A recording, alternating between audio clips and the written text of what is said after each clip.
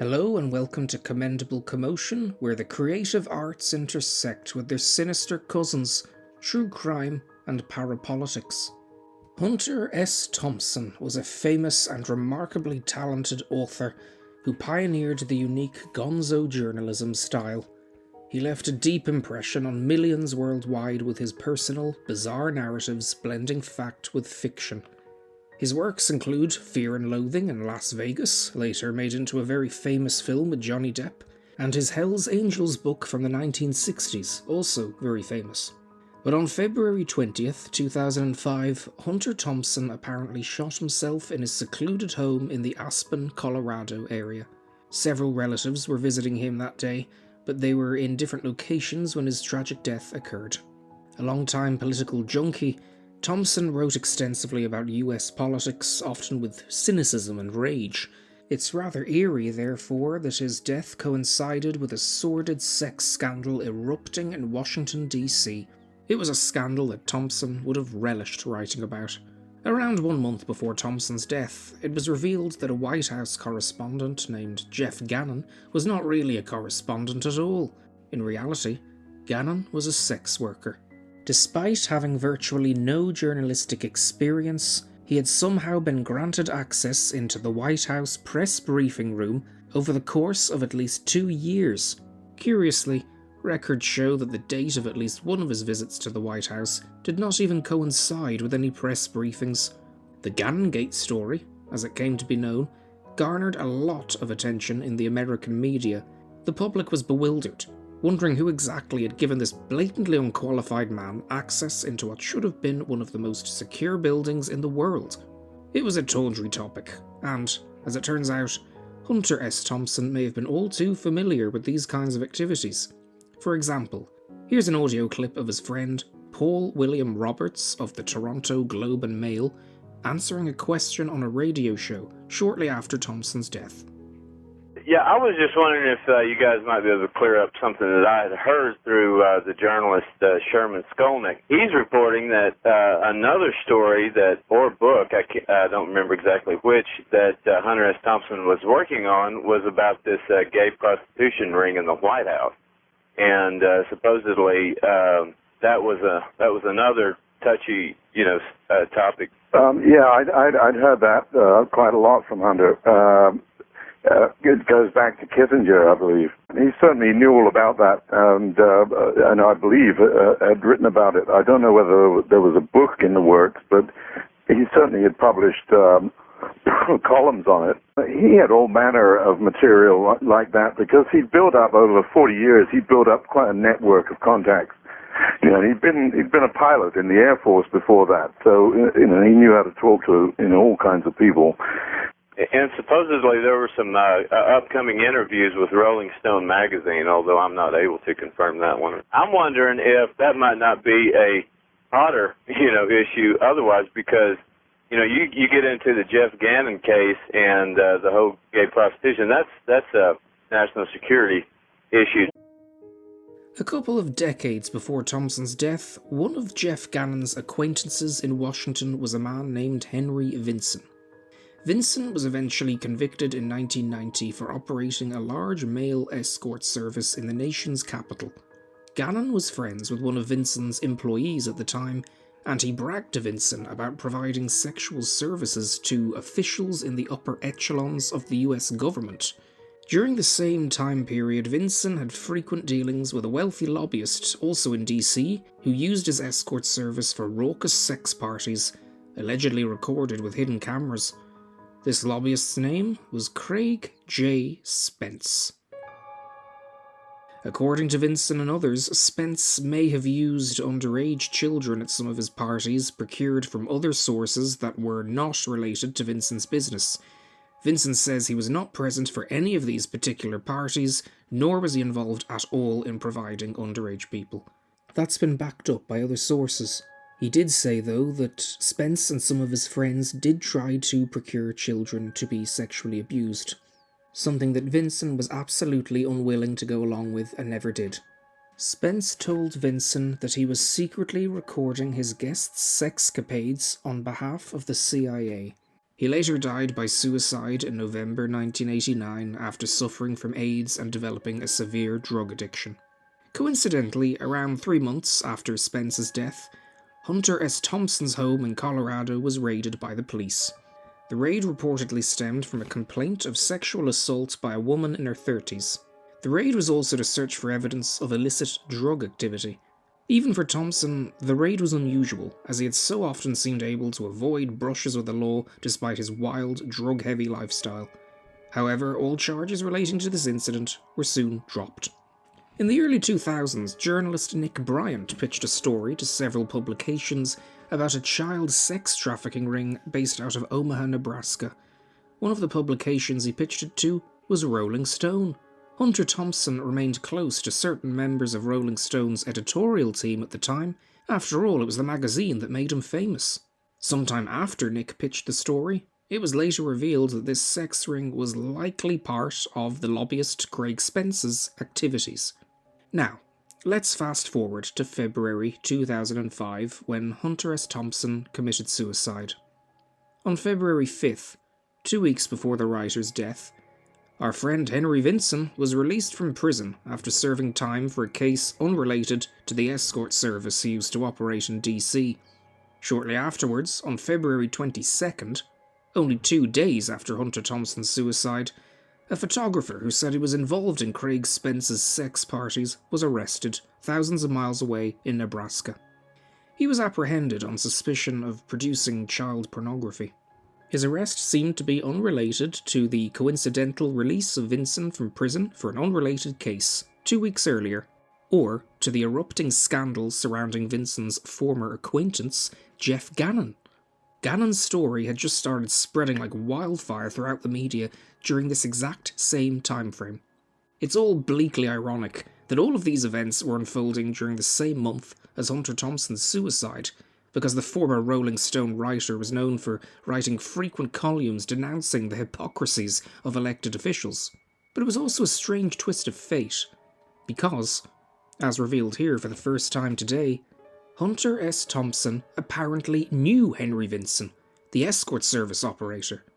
And, speaking here for the first time today about Thompson, Henry Vinson revealed to me that the celebrated author was a close friend of the late deviant lobbyist Craig Spence. Yes, the celebrated Gonzo journalist had multiple interactions with my first guest today, Henry Vinson. Exclusively here on Commendable Commotion, you'll hear an interview I recently did with Henry about his memories of Hunter Thompson, of Craig Spence, and of Spence's alleged partner in crime, a businessman named Lawrence King Jr. After my conversation with Henry, you'll then hear a chat that I had with another podcaster called Zach Glenn, who had done a lot of intriguing research into the father of Gonzo journalism. But first, here is my conversation with the former DC escort service operator, Henry Vinson. So, basically, Henry, would you be able to describe how did you meet Hunter S. Thompson? I met Hunter at Craig Spence's house back in the mid-'80s. That's where I first met him at. And I was impressed with him. He's a very nice guy, really interesting guy, very talkative. So I met a lot of interesting people at Craig's. And what sort of event was going on at Craig's house when you met him? At Craig's house, he was having one of his common parties. Craig Spence loved having parties, loved entertaining. So just about every time that I went to Craig's house, it was for entertainment or something. He would invite me over, as he would invite many, many people over. He just had these huge parties that were lots of fun. Was there anything strange going on at the party that you met Hunter Thompson, or was it just a normal wine and dine thing? Well, it wasn't just a normal wine and dine thing at any of Craig's parties. Craig always had lots of escorts there, male and female. He just had a lot of high energy type parties, very sexual in nature, very, very beautiful people with lots of drugs, lots of entertainment. Would you be able to describe what was happening at the party you met Hunter Thompson at? Yes, Hunter disappeared about 3 or 4 times with various men.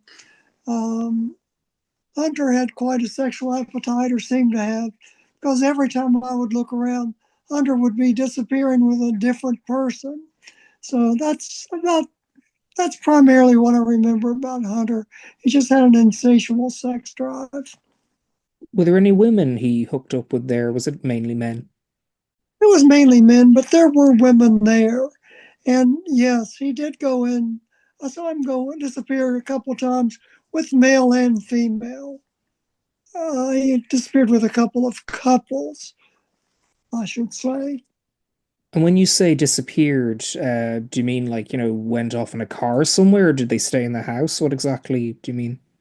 No, what I mean when they disappeared at Craig's house, Craig, they would disappear into a private area or into a bedroom, probably. Okay. And did you talk to Hunter S. Thompson at all in between? Yes, I had several conversations with him. He would tell me about his great tours of the White House and his. He was like to brag a lot about what he had done and what he had accomplished. He had a lot of influential friends, to my understanding. So he would always make it well known that he was well connected with lots of friends. But he was a really fascinating person to talk to. Had a lot of stories to tell about sexual escapades primarily. He talked a lot about his escorts, things like that. Is this Hunter S. Thompson we're talking about, or Craig? Hunter S. Thompson, I'm sorry. Oh, They're okay. both So so similar, but they're just so similar. Craig and Hunter were so similar. The only difference was Craig was always gathering information on people, whereas Hunter was truly there just for a good time. what sort of people? You mentioned that Hunter Thompson was, kind of bragged about being well connected. Any names that come to mind? Not any really that come to mind. Okay. Back then, it was just some congressmen, a couple of congressmen, things like that. Okay. Um, what was his relationship with Spence like? Do you remember? They seemed to be very, very close. I know he was there on more than one occasion. Hunter was at Craig's on more than one occasion when I went over. And so I think they were fairly close. Interesting. Did they talk about how they got to know each other? Did any of them talk about that to you at all, or did you hear anything? No, they never talked about that. I never heard anything like that. So in the episode that I'm going to release relatively soon with Glenn, who did an excellent podcast episode about Hunter S. Thompson, um, he hypothesized that like could Hunter S. Thompson have been connected to the intelligence community in some way? Craig Spence, it seems, probably was. Was there any indication to you that Hunter was? Well, I think they all had the same friends, so I'm sure that he was. The same friends?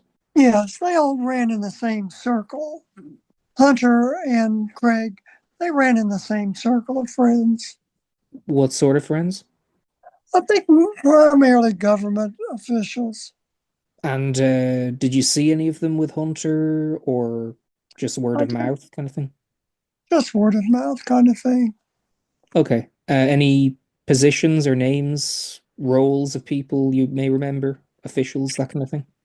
No, but if you want to have a follow up interview, I can do that.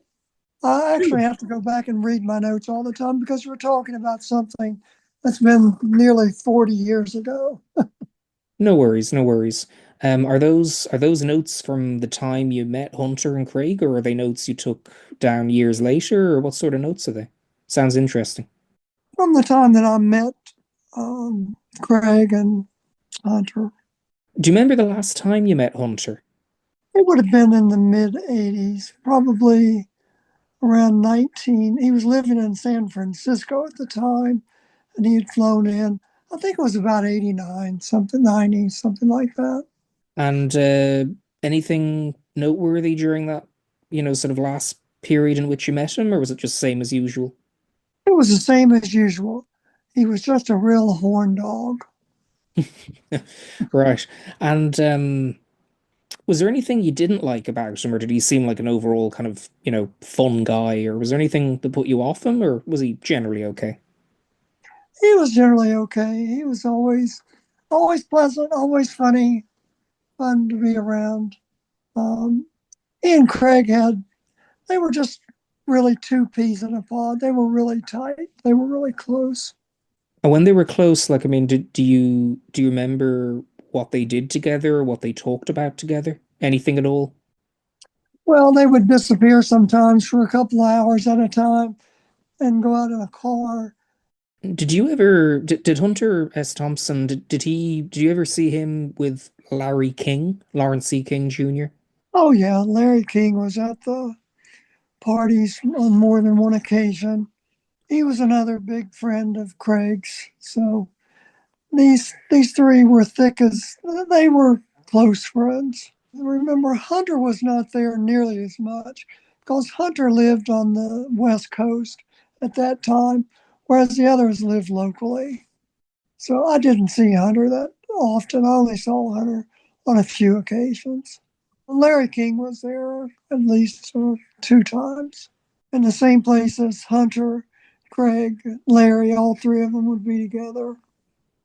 Was it just those three? Were there other people? Like, was it a big soiree, or was it just like a small three, just the three of them kind of thing? Do you remember? Oh no, there were many, many other people. There was probably 30, 40 people there. What was Hunter's relationship with Larry King like? Did they get on well? Were they quiet with each other? What was that like? What was that like? Larry and Hunter were not nearly as close as Craig. I think they were just cordial with each other more than deep friends. What was Hunter Thompson's appearance like? What were the years where you met him again? Oh, when I met him, he was in his 50s, or he just looked like a middle aged man. Had sort of balding hair. It's just a normal, average looking man. Do you know what year or years that you met him? It was in the mid to late 80s. Craig did get progressively worse as a human being because he became so drug addicted, but he had always been, he was always interested in kids, always. Was Craig Spence always like that, or was he initially okay and then deteriorated in terms of his proclivities sexually, or was he always into underage kids? I think he was always into underage kids ever since I met him. That's all he was ever consumed with. He and Larry King were absolutely obsessed and consumed with children.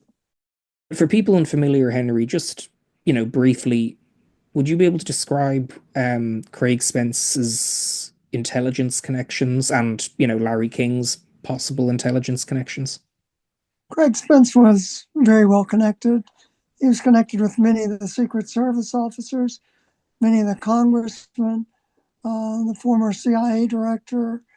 Craig Spence had deep Washington connections. He had been a lobbyist for many, many years. So he definitely was a mover and shaker in D.C. Was Craig Spence working in any capacity for the CIA? I think Craig was. I think Craig was because Craig wanted me to produce this report for blood studies, which I didn't do, to cover up some government credit card charges. So I think Craig did have a connection with the CIA. Do you ever talk about that to you or mention it to you?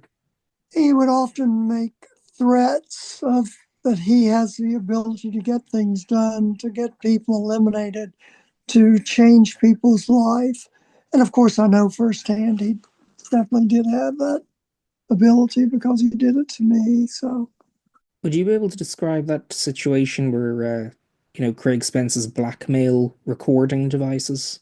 yes, Craig called me over to his apartment once, went in, we sat and talked for a while. And then Craig said, "I'll come back. I want to show you something." Took me into a room with a lot of monitors, a lot of electrical equipment. Then they replayed what we had sat there and talked about. Then I realized that everything that goes on in that house is recorded and under videotape. Every room, every part of the house was monitored and recorded. Sounds like Hunter S. Thompson might have been recorded. I have no doubt. Yeah, that's pretty frightening altogether. Larry King, did you hear anything about him being connected to the CIA or something like anything like that?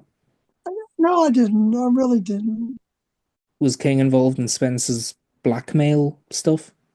Well, I think they were because they were truly two of a kind. Um, they worked very closely together, and they were together often. Many times when I would talk to them or go over, Larry would be there. I see. Well, thank you, Henry. Fascinating stuff. I'm grateful for your time. Anything you want to add about Hunter S. Thompson? No, he was a really interesting guy, and I'm sure there's a lot of interesting stuff out there about that's going to come out about him because he just lived such a high energy life. Had you read any of Hunter S. Thompson's journalism or any of his books before you met him? No, I can't say that I did. Okay. Did he discuss any of his works with you?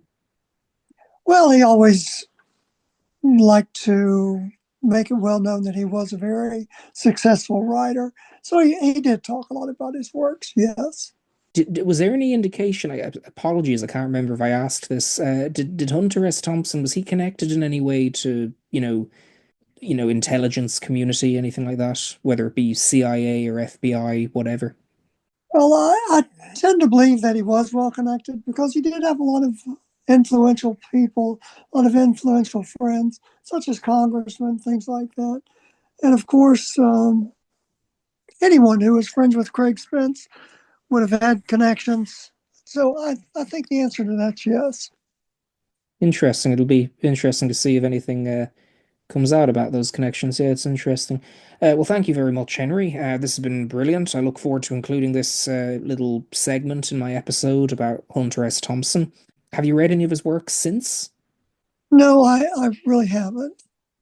Okay. Have you seen the film they made of his book, Fear and Loathing in Las Vegas, with Johnny Depp? No, I haven't seen that. Okay, it's it's a weird movie. I'd recommend it. It's good. It's good. Good music too. Do you like Tom Jones? No, I can't say that I do. His music, no. Okay, they use his music in it sometimes. It's goes pretty well, surprisingly. That's not my type of music, but it goes well. Anyway, Henry, thank you so much. I appreciate it, and we'll finish up there unless you'd like to add anything. Okay, well, stay in touch. I really appreciate you taking the time to interview me. After talking to Henry, I wondered if it was possible whether Hunter S. Thompson knew Jeff Gannon. I've been meaning to ask Henry Vinson that ever since we spoke, as I only started looking into the Gannon angle of this story after our conversation. So that would definitely be worth looking into in the future. In the meantime, let's listen to my conversation with researcher Zach Glenn. He and his friend Dean created and host the amazing podcast Predictive Programming. It analyses the potential connections between cinema and the murky realms of spies and power politics. Zach will guide us through several murky sides of Hunter Thompson's life, including his possible links to US intelligence. Because of Henry's claim that Thompson knew Spence and King, and because Spence and King may have been involved in the CIA, I thought Zach's research would be an excellent complement to Henry's interview. So, here we go. I was thinking maybe the first thing I could ask is would you be able to just briefly describe for someone who has no for someone who might be listening who has no inkling of these kinds of topics that we're Yeah. both into, I think it's fair to say. What would you say to them that your podcast Predictive Programming is about Uh, fundamentally? so predictive programming is really mostly about the intersection between intelligence and the media sphere. Yeah. Um, I became really interested in this idea after reading um, Dave McGowan. I first read Program to Kill, which is about the idea that the serial killer surge in the 60s and 70s was something that was intentionally created as a part of the MK Ultra program. Um, but he has another book as well called I want to get this right because it's a long title, but it's Strange Times or Strange Scenes in Laurel Canyon. Sorry, Oh yeah. Strange Scenes in Laurel Canyon. Yeah. And that is about the infiltration that intelligence made into the art scene of the 60s and 70s. So I mean, that's kind of how I fell into the idea.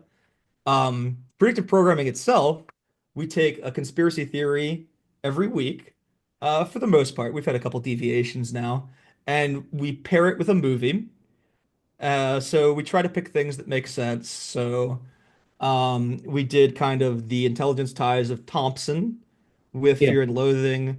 We did One Flew Over the Cuckoo's Nest, which that episode is a little rough audio cut wise because that was the first time that me and Dean, my co-host, have ever recorded in the same place before. For that one, we did Ken Kesey.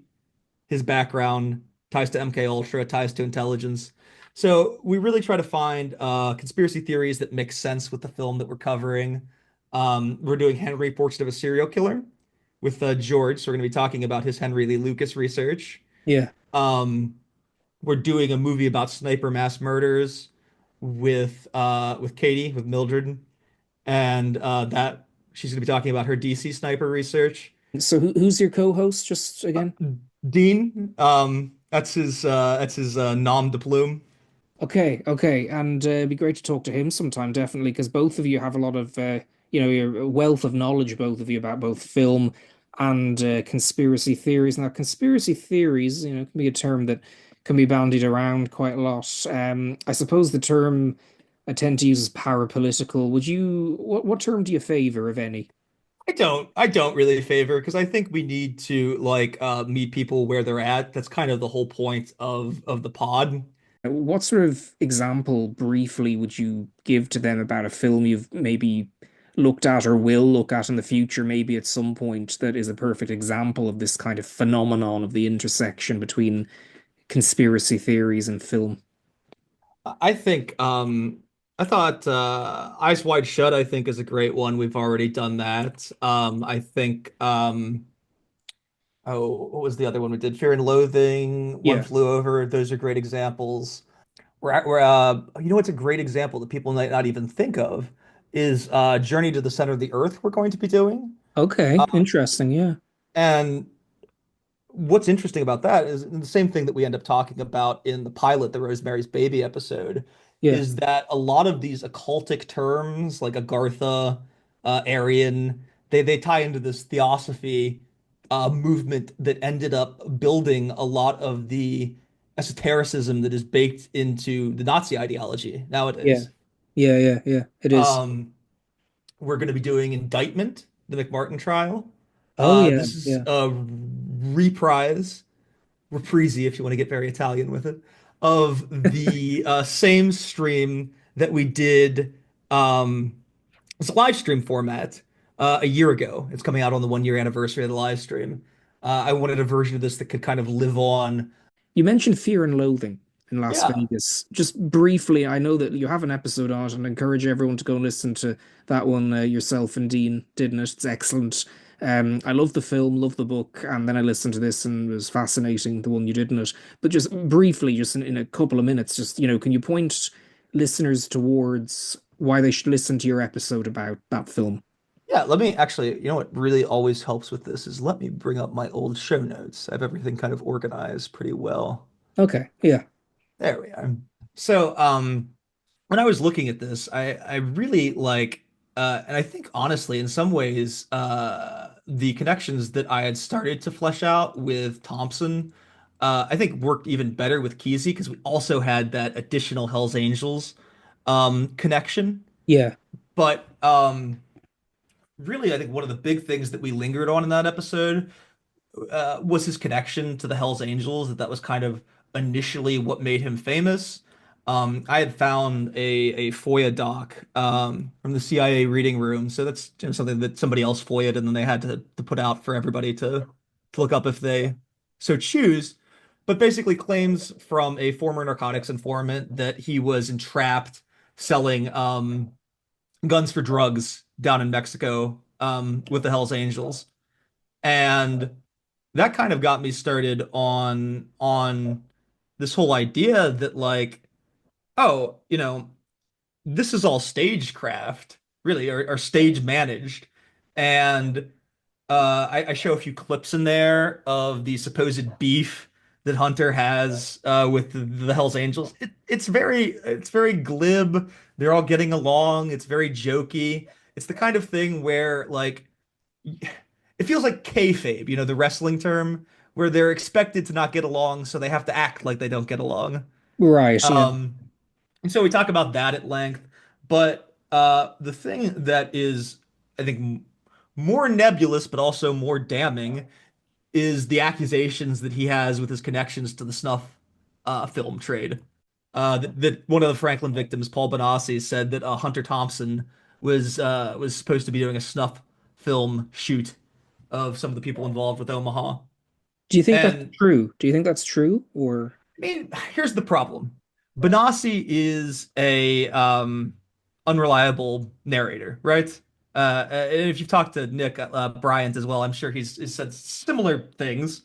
Um, but what's interesting about it is the number of times that Thompson writes about things like, or there's a great example in Fear and Loathing where he says to Oscar Zeta Acosta's stand-in, oh my God, I can't remember his name right now, but the in character was supposed to be in the film or the in the book? film, yeah, the Oh, film. what's his name? Dr. Gonzo, is that it? Yes, yes, Dr. Gonzo, dull. Played by who's the guy who plays him again?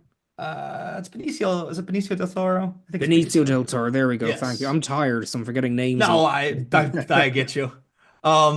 He mentions that they should sell the girl that he brought back to the cops, that they'd pay them thousands of dollars a night to gang rape her. Oh, Um, there is writings on him where writings by him where he talks about being into bestiality because animals can't take you into court.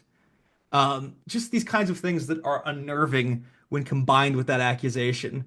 Um, like I are they said, not looking for attention or trying to be funny in a twisted way, do you think? Or do you think there might be something deeper to it or darker? I mean, it's possible, but like if you're trying to sell yourself, and he's the kind of person that's trying to sell himself, like I talked about, the Hells Angels connection is all very stage managed. Um, would you joke about fucking animals? I don't think I would. When That's you're fair. trying to sell yourself to an audience, Yeah. um, you're not going to hand them all of these things that are very damning unless there's a kernel of belief or truth in them. You wouldn't joke about um, rape unless there is a kernel of misogyny within you, I think, is a good example to that.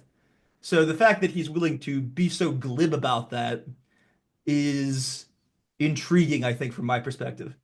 Oh, I understand now. Yeah, no, it's definitely intriguing. And, I understand that, like, part of it may have been him playing a character, as it were. I know that there was a documentary made where people like Ralph Steadman, his artist, were interviewed. And, they were saying, like, really, with hindsight, this guy was playing a character so much, his mind must have been fried. And like, sadly, he apparently died by suicide then in the Right. 2000s.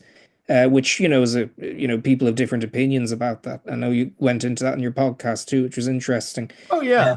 So, what would you say about that actually, as a matter of fact, for listeners? Suicide, it's very possible that it could be an actual suicide. It's Mhm. also interesting though that the suicide is happening around the same time that the yeah, my gosh, tongue-tied. Franklin scandal story is starting to resurface.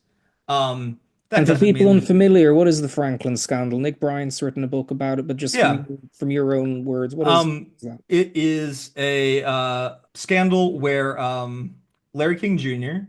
of the Franklin Credit Union was accused of selling underage children as sex workers to various power brokers, both in D.C., in Omaha, I believe some out in California as well. I don't really remember the super hyper specifics of the case, but suffice to say he was involved in sex trafficking of minors. When I try to give a kind of like brass tacks to people, it's like if you're familiar with Epstein, he was engaged in similar activities, but there has been an even greater effort to cover up, I believe, what King was doing than compared to Epstein.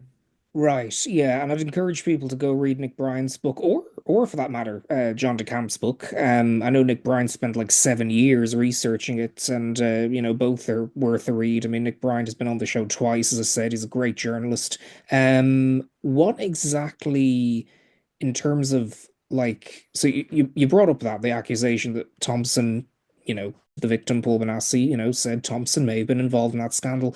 What would you have to say about Hunter S. Thompson's possible intelligence links? Briefly. Sure. I think like what Thompson did and what Kesey did, and we kind of talk about this when we talk about Hereditary as well, is they were a much more clandestine version of what's going on now. Because we talked about how one of the guys from A24 is just directly out of the Georgetown set.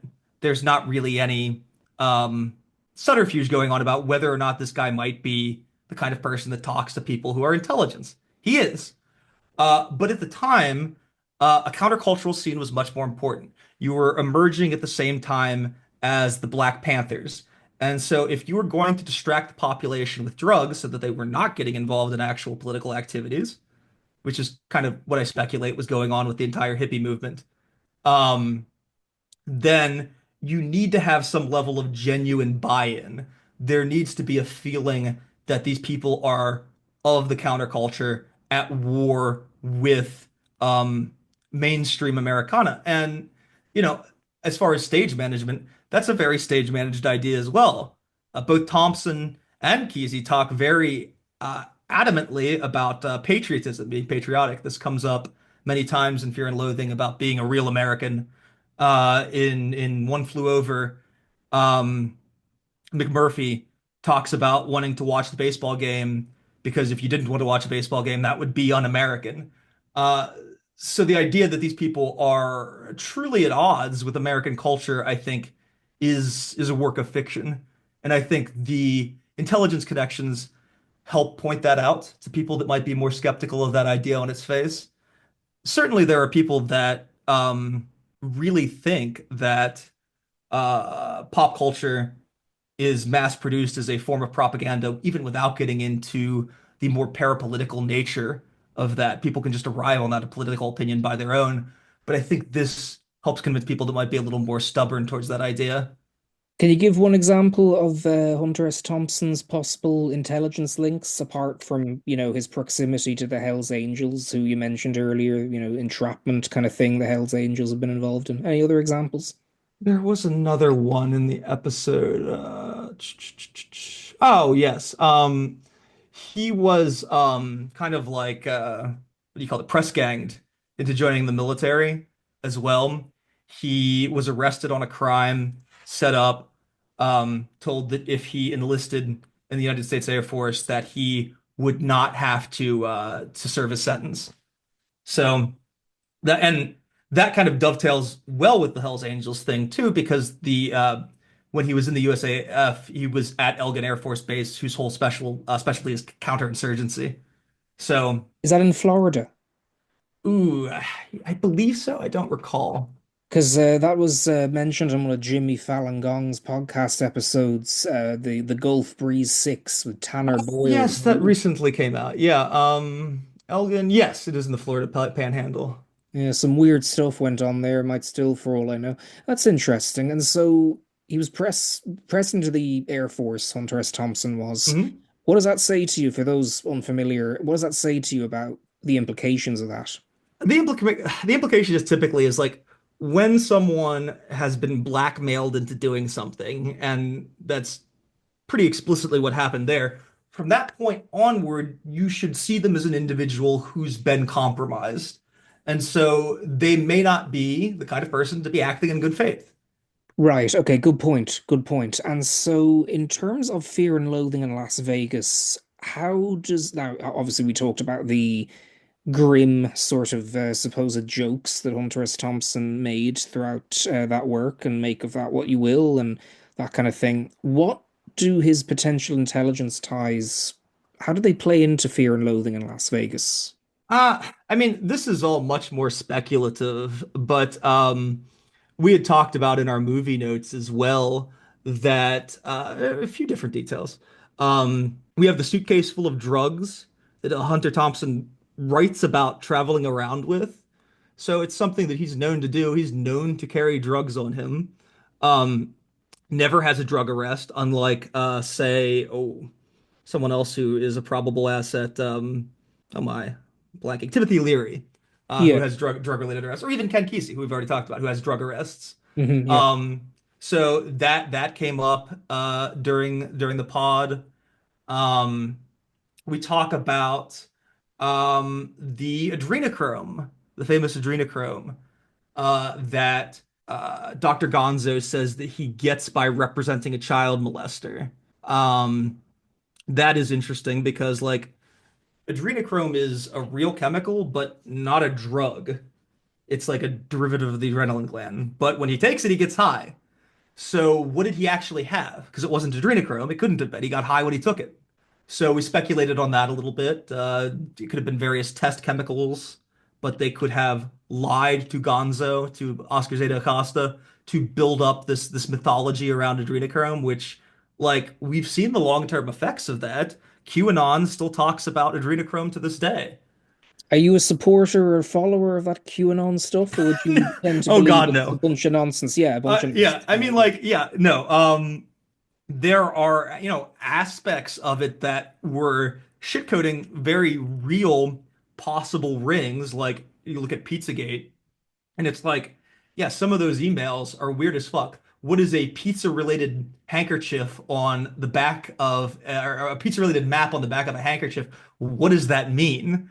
Um, it's clearly a coded message of some kind, but at the exact same time, there are no basements at Comet Ping Pong, so there can't be children being held in the basement, even if there are coded messages. Does that Right. make sense? Yeah, no, I understand. Yeah. So QAnon, bunch of rubbish, I think it's fair to say. I think it's fair to, and it was even started by Michael Flynn. Right. So like you can't you should interrogate why people want you to believe certain things. So you brought up those 2 points, the drugs, the strange chemical that Dr. Gonzo has in the film. Anything There's else? another one too, that Dr. Gonzo says that they're there to bump off a heroin boss, and then he flies back to LA to pick up a girl, and then comes back. And what I mentioned to Dean is like this would, if he did kill somebody while he was there the first time, this would establish an alibi. He would say, "No, I couldn't have been there to kill that person. I had to fly out to meet my client 2 days after that." So I thought that was interesting. Also, the fact that Acosta dies in Mexico shortly after the events of the film take place. So, likely a connection to cartels there as well. So the idea that he was bumping off a he says skag boss, but that means heroin. The idea that he was there to bump off a skag boss, if he died in a cartel related hit, maybe not that far-fetched. And so you think Dr. Gonzo and Hunter S. Thompson then, you know, bumping off heroin people? I mean, so you think this is all related to them possibly being involved in intelligence, maybe the DEA or CIA, something? I think Hangovers at the U.S. Air Force program, like I had mentioned, there are two areas where the Hells Angels were likely interacting with. Um, they likely had reason to want to interact with a handler that was Air Force linked and a handler that was Department of Energy linked, because the Hells Angels are also linked to a series of cattle mutilations. Oh yeah, that was a Um, strange detail. Yeah. yeah, yeah. If, like, some people speculate that those cattle mutilations were to test to see if a flight craft of some kind that uses either an irradiated engine or an irradiated fuel source was causing radiation poisoning to the things that were nearby, um, it would lead to follow that they would have a contact that was Department of Energy because they handled nuclear affairs, and I'm sorry, a contact that was U.S. Air Force because they handled aircraft. I see. Okay, so And this is really the thing that I'm most, I don't know, that's the thing that I'm most gung-ho about, is that connection in particular. I think these side things are more tangential, worth mentioning, suspicious, interesting, sure, but not as solid as the Hells Angels connection. It's a good point. Yeah, no, it's a good point, and it's fascinating. Like, really, I mean, again, listening to your episode on it, like, I really found this stuff interesting. I haven't actually read the Hells Angels work specifically that Thompson wrote about. I've read a lot of his articles and Fear and Loathing on the Campaign Trail. Is kind of a good one if you if you pace yourself while reading it. Oh yeah. So we have some fascinating details in your podcast about that film, and by extension, the book, really. So before we move on, to sum it up, how likely do you think that Hunter S. Thompson's Fear and Loathing in Las Vegas, and the film, and the book, how likely do you think that these point towards some sort of intelligence link? 50-50 or 70-30, or what do you think? Maybe it's too I think difficult. 70-30 is probably fair. Maybe 80-20 if I'm on a, very paranoid day. But yeah, I think somewhere in there is probably accurate. There's always some level of plausible deniability, even with some of the more like famous ops. But with something like um, cultural control, it's always going to be more nebulous, and I think that's why Weird Scenes was such a hard write in particular, is that the cultural control aspect is always going to be a bit more nebulous. Well, I think it's a topic that should be looked into more. And apart from yourself and Dean, who do you think should look into Hunter S. Thompson's, the possibly dark side of his life in some respects? Anyone you could think of at the top of your head who's, be I'm not sure. because I know Is there's there anyone you several think that people. might be? Well, I mean, several people have written books and made documentaries about him. I mean, I'd probably be here all day, kind of listing them off. But it does make me think, someone needs to look into this kind of thing. But you've already done a lot of work on it as well, which is a great start. So it'd be interesting to see if anyone comes up with other stuff on that potential link. Now, on that note, I have some Mhm. news for you about Hunter S. Thompson and his Ooh. possible intelligence links. And kind of came across it a long time ago, haven't told anyone. Do you know who Craig Spence was? Yes, I absolutely know who Craig Spence was. For those unfamiliar, who was he? So he was Spence was connected to Roy Cohn's ring, I believe, if I'm not mistaken. He was the person that owned, I guess, the building that they were filming in for a lot of the sexual blackmail. Is that correct? Am I Um, close? well, so I don't know if Craig Spence owned the building Roy Cohn may have been taping people in, but Craig Spence owned another building that people were being taped in, engaged in a certain illicit activity for blackmail, yeah. Let me check that So he then. knew Roy Cohn. He knew Roy Cohn. That's I don't know how well known that is, but that's been established. Have that in some files I got from a university. I found out recently that Craig Spence was very close friends with, guess who? Hunter S. Thompson. Oh my God, that's wild. So I don't know if you have any questions about that. I don't know if I'd be able to answer them because Sounds like you someone who should be the knew one to him. look into it. What's that? I said it sounds like you should be the one to look into it. Oh, Um, I need people to help me. I need you and Dean. I mean, I honestly I've got so much on my plate as it is. oh, I'm just messing with you, but that's a great connection. I was not aware of that at all. Yeah, he was close friends with him. Someone who knew him quite well in his last years told me, yeah, he was great friends with Hunter S. Thompson. Craig Spence, of course, for those unfamiliar, was also a journalist like Hunter S. Thompson. He was a very accomplished Vietnam War correspondent. Craig Spence was back in the 60s and early 70s, and somehow he ran across Hunter S. Thompson. Not that surprising, really. Both, I guess, moved in the same journalistic circles. I was told that Hunter S. Thompson was at some parties that Craig Spence hosted. I mean, if you can connecting him to Spence connects him to the same kinds of activities that he's accused of doing with relation to Omaha. I mean, they weren't doing snuff, but they were doing sexual blackmail. Um, I think that's pretty. It feels fairly substantive to me. It's definitely an avenue worth exploring. Um, I'll tell you where I got the info privately when we're done the interview. But yeah, yeah, absolutely. definitely it's worth exploring. Absolutely. So, in terms of, let's see here. Now, when you put this stuff together, for instance, your Fear and Loathing episode, or Rosemary's Baby, or One Flew Over the Cuckoo's Nest, all this kind of thing about Kesey and everything. How do you do it yourself and Dean? How do you plan an episode? Because it's a difficult job. Yeah, no, for It's a, sure. what advice would you give to people wanting to kind of do that as well, like make a podcast or a blog examining these kinds of things? I think having an analytic, like a having a lens of analysis in mind before you set out certainly helps. I knew that okay, like the first major theorist from this field that I read was Dave McGowan. I'm going to try to ape a little bit of what he's doing and incorporate his framework into my work. Um, and I think that if you don't have I can explain like too what I found so appealing about him.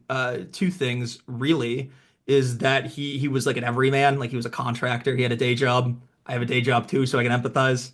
Yeah. But also, I loved what he did with PTK was he had a lot of breadcrumbs that he didn't really have the I guess the time or the ability to substantiate.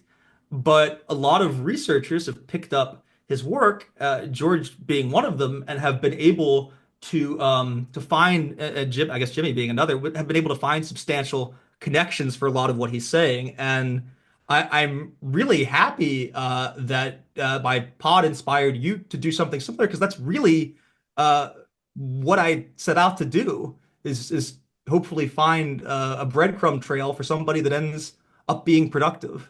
Absolutely, absolutely, and certainly that's the key to all this is that people like Jimmy and George and yourself and Dean, they're as you pointed out, they're not just breadcrumbs. They come to something productive, and they actually result in sometimes very useful things being found out about this or that murky subject matter or event or scandal. Yeah, no, absolutely. So yeah, no, definitely your podcast's been a huge inspiration in that regard as well. So yeah, And just as it's far good as to- doing it, like the Kesey one was probably the hardest because like for Thompson, for I'm trying to think for Eyes Wide Shut, there's been a lot written about how like there's a conspiratorial angle to take with these things. Kesey's like a big folk hero, and not a lot of very critical deep dives had been done into him. So what I did for that episode was I just took the biographical information that was available, just off the internet, his personal website, some Wikipedia, some what other people had written about him, just a little bit of everything. And I looked for, okay, like what is something that is indicative of details being covered up about other people? And in that one, we talked a lot about proximity to Stuart Brand, how Jerry Garcia's, I guess, second wife, Carolyn Adams, um, was one of only two people that were present when he was arrested. The other being Stuart Brand, who went on to run war games for the Pentagon. And obviously, too, in that episode, we talked about Augustus Owsley Stanley, who, oh, I want to make sure I get this right. I think he did sound design for the Grateful Dead or management, something like that. But also gave out a shit ton of the free acid in the Berkeley scene to the amount of hundreds of thousands of dollars. And so you just look at these kinds of things like, oh, people were giving away free drugs. Who's bankrolling that? Oh, this person that was connected to the person that was giving away free drugs is also connected to um, Kesey. Oh, the guy that was at the scene when he was arrested is someone that went on to run war games for the Pentagon. And you find these kind of connections, you build them up, and you tease them out in front of an audience. Okay, that's a great explanation. That's a really good explanation, and I certainly think it's a good model for people to follow in their own original way as well as you do. If they want to go into podcasting or writing, that kind of thing, filmmaking, anything about these types of topics. So you've done an episode on Eyes Wide Shut. You mentioned you want to revisit that at some point. Is that right? Yes. Yeah, we would like to make it our Christmas episode for the kind of like 1 year anniversary special. So you might not want to do this until then, but can you tell us any stuff that you and Dean have maybe found out about, say, Kubrick and or his last film, Eyes Wide Shut, that maybe points towards some strange intersection there? Yeah. I mean, we talked about how it doesn't appear that he had final cut of the film. That's been something that's long been discussed because the original script called for narration, but there's no narration in the final cut of the film. Um, we talked about the connections to Scientology that I think are really interesting, and both of the stars are Scientologists. So, and Kubrick's daughter kind of suckered into the cult of Scientology. Um, and a lot of what this, I don't know how much of this was in the pod off the top of my head or stuff that we talked about afterwards, but a lot of the contract details and everything really make it appear that Kubrick was trying to inflict cult abuse tactics on people that are connected to a cult that had abused his daughter. I thought that was really interesting. In what sense, for those unfamiliar with Kubrick's I film? don't, I'm not familiar. Well, oh, you mean in terms of the contractual obligations? Yeah, yeah, and He cult methods, that kind of thing. so long shooting schedules, big tactic of cult control, sleep deprivation, and we even talk about that in the episode because ooh, what's his name? Tom Cruise's character, Bill Harford, is yeah. yeah, is very sleep deprived throughout the whole film. He maybe only sleeps 5 or 6 hours in a like 48, 72 hour time period. Um, so the sleep deprivation tactic, he forced them to stay in England for so long that their kids developed British accents. So just the kind of stuff that's like just a way to fuck with somebody psychologically to tear them down. Have you seen the recent documentary SK-13? I have not. What is It's by the SK-13? man who directed the film, a film called Film Worker. I Film don't know if I'm Worker, familiar. Film Worker was about Kubrick's assistant. Oh yes, okay, yeah. So SK-13 is about the making of Eyes Wide Shut and the strange circumstances about its post-production. Did Kubrick have the final cut or not, kind of a thing. Oh, And interesting. That would be definitely worth a great look at some point. yeah, it's just been released. You can watch it on its website if you just look up SK-13 movie or something. Or Tony Zier is the name of the director, so if you look him up as well, you'll be able to find it. Really great documentary. I thought it certainly leaves some stuff open, quite a lot of stuff actually for people to explore further. But it definitely gives good very excellent starting point, I think. One thing that I want to bring up, and haven't mentioned this before, is when I was in the Kubrick archive in London. If you're familiar with that, I looked through some files. Did you know there was possibly some sort of attempted break-in on the set of Eyes Wide Shut? I did not. There That's was, yeah, fascinating. there was in 1997. Um, some trailers may have been broken into, but they didn't catch anyone from what it looks like. Interesting. Well, and the other thing is Scientology. I mean, there was just a big uproar about it because of David Gaiman, but Scientology is very established in I guess England more than anything. So Who knows? Who knows? It excites the imagination, certainly. yeah, Until there's some sort of more anecdotes or proof about that kind of thing, it would be interesting to look into. Certainly there was some names in that document, and certainly some of us could follow up with. We'll see. So yeah, look, I mean, it's been really interesting talking to you. It's fascinating stuff. As I said, you really cover some amazing things on your podcast. Do you think this whole like I've been meaning to ask you this. Do you think this whole realm of the intersection between conspiracies, for want of a better word, or the parapolitical, and the intersection of that between that and cinema, for instance, or the arts in general. Do you think that's an underdeveloped area? Do you think more people should be looking into that, or do you think it's kind of now become more mainstream?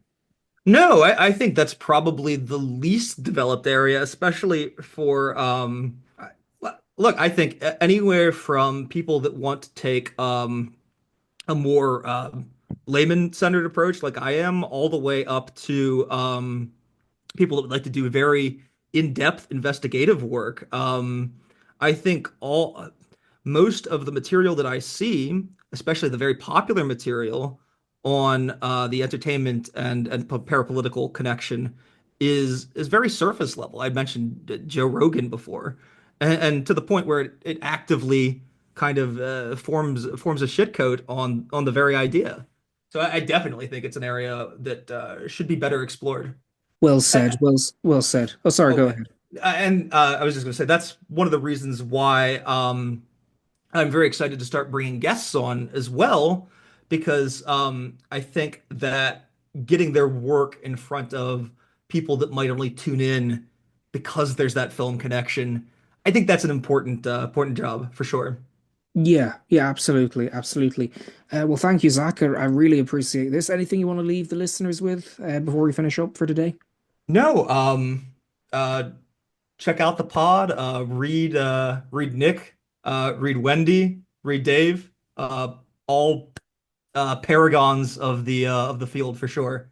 And thank you so much for having me, Matt.